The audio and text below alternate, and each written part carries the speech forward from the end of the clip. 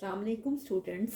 आज की वीडियो में हम करेंगे यूनिट नंबर 7 का ऑब्जेक्टिव और रिव्यू एक्सरसाइज का हम ऑब्जेक्टिव आज करेंगे और देखते हैं कि इसमें क्या कह रहे हैं। जी, फर्स्ट है which of these is a reflex angle. कहते हैं इनमें से कौन सा रिफ्लेक्स एंगल है। अब रिफ्लेक्स एंगल की जब मैंने आपको डेफिनेशन करवाई थी तो मैंने आपको ये सिखाया था वो एंगल जो 180 से बड़ा हो और 360 से छोटा हो। वो एंगल जो 180 से बड़ा हो और 360 से छोटा हो। 180 से बड़ा तो 181 भी होता है, 182, 183 और 360 से छोटा कुछ भी हो सकता है, 359, 358 कुछ भी हो सकता है। तो इनके दरमियान में जो भी एंगल होता है वो कहलाता है रिफ्लेक्स एंगल। अब आपको यहाँ डिफरेंट एंगल्स दिए हैं, जैसे 75 है, ये तो 180 से छोटा है, ये तो रिफ्लेक्स नहीं हो सकता। 180 ये 180 के इक्वल है और वो 180 से बड़ा होना चाहिए, ये भी नहीं हो सकता। 90 भी 180 से छोटा है, ये भी रिफ्लेक्स नहीं है। 215 लाई करता है 180 और 360 के दरमियान। इसका मतलब है कि ये 180 से बड़ा है, 360 से छोटा है, इसलिए 215 जो है वह करेक्ट है। तो ऑप्शन 2 जो है आपके पास 215 डिग्री, ये इसका करेक्ट आंसर है। नेक्स्ट देखिए, कहते हैं द सप्लीमेंट ऑफ 20 डिग्री इस 20 डिग्री का सप्लीमेंट क्या होता है। मैंने आपको सिखाया था कि सप्लीमेंट्री एंगल्स वो होते हैं कि जब आप टू एंगल्स का सम लेते हैं, दो एंगल्स को जब जमा करते हैं वो 180 डिग्री आ जाए तो वो सप्लीमेंट्री एंगल होता है। अब हमें सप्लीमेंट बताना है। हम क्या करेंगे कि 180 में से जो एंगल गिवन है, जो दिया गया है, वो कितना है 20, माइनस करेंगे तो ये कितना आता है 160। ठीक है, तो इसका मतलब है कि 20 का सप्लीमेंट 160 डिग्री है और 160 का डिग्री का सप्लीमेंट 20 डिग्री है। तो करेक्ट आंसर कितना है 160 डिग्री। नेक्स्ट है the sum of two right angles. Right angles वो एंगल्स होते हैं जो 90 डिग्री के इक्वल होते हैं। कहते हैं जब दो राइट एंगल्स का सम लें, ठीक है, यानी 90 और 90 को जमा करें तो वो कितना आता है। जब दो राइट एंगल्स का सम लें वो आता है 180 डिग्री और 180 डिग्री सप्लीमेंट्री एंगल भी होता है और 180 डिग्री स्ट्रेट एंगल भी होता है। अब यहाँ पे रिफ्लेक्स दिया हुआ है, ये तो नहीं होगा, एक्यूट भी नहीं होगा, ऑब्ट्यूज भी नहीं होगा, तो कौन सा होगा स्ट्रेट एंगल। तो ऑप्शन 2 करेक्ट है। टू एंगल्स, नेक्स्ट है D part. Two angles will be called supplementary angles if their sum is equal to. दो एंगल्स तब सप्लीमेंट्री कहलाते हैं अगर उनका सम इक्वल होता है 180 डिग्री के। अगर दो एंगल्स को जमा किया जाए, अगर वो 180 डिग्री के इक्वल आ जाए तो वो सप्लीमेंट्री होता है। कहते हैं नेक्स्ट में which of the following shapes is not a quadrilateral. Quadrilateral कोई भी 4 साइडेड फिगर होती है, कहते हैं इनमें से कोई एक है जो कि क्वाड्रिलेटरल नहीं है, वो आपने ढूंढना है।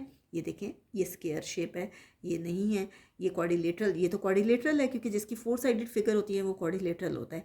ये रोम्बस है, ये भी क्वाड्रिलेटरल है। इसके बाद ये आपके पास ट्रेपीजियम है, ये भी क्वाड्रिलेटरल है। फर्स्ट, सेकंड और फोर्थ तो क्वाड्रिलेटरल है। अब ये जो फिगर दी हुई है आप देखें 1 2 3 4 5, पता नहीं आपको ठीक से नज़र आ रहा होगा या नहीं, इसमें 5 साइड्स हैं। ये शेप बनी हुई है इसकी, ये देखें इस तरह से, ये देखिए इसकी 5 साइड्स हैं।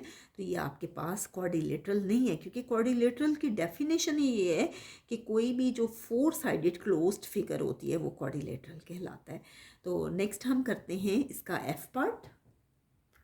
नेक्स्ट है आपके पास F part. A triangle with sides equal is called an isosceles triangle. यहाँ आइसोसेलेस की स्पेलिंग गलत है, ये आप करेक्ट कर लीजिएगा।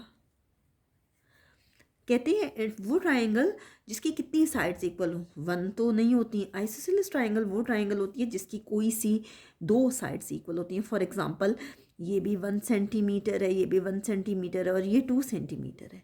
तो कोई सी जो 2 साइड्स इक्वल होती हैं वो आइसोसेलेस है। तो आप इसमें ऑप्शन 2 करेंगे।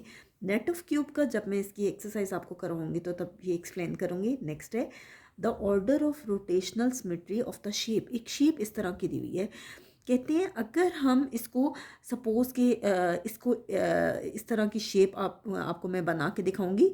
इसको 4 टाइम्स अगर मूव किया जाए, देखिए फर्स्ट टाइम सपोज़ मैंने मूव किया तो इसकी ये शेप बन रही है, ठीक है।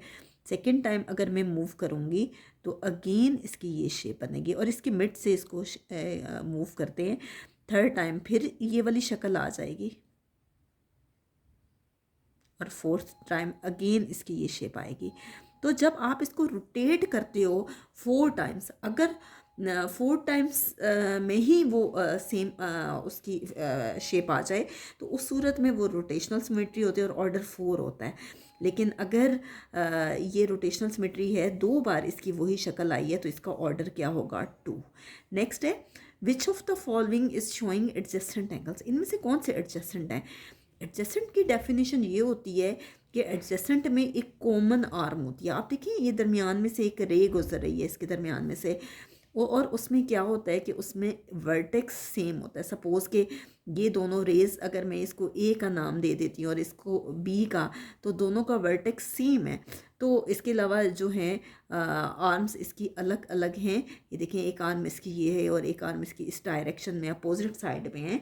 तो एडजेसेंट की डेफिनेशन पे ये जो पार्ट 1 है, ये जो है एग्जैक्ट उसकी डेफिनेशन पे, इसलिए हम कह सकते हैं कि ये एंगल शो कर रहा है एडजेसेंट को।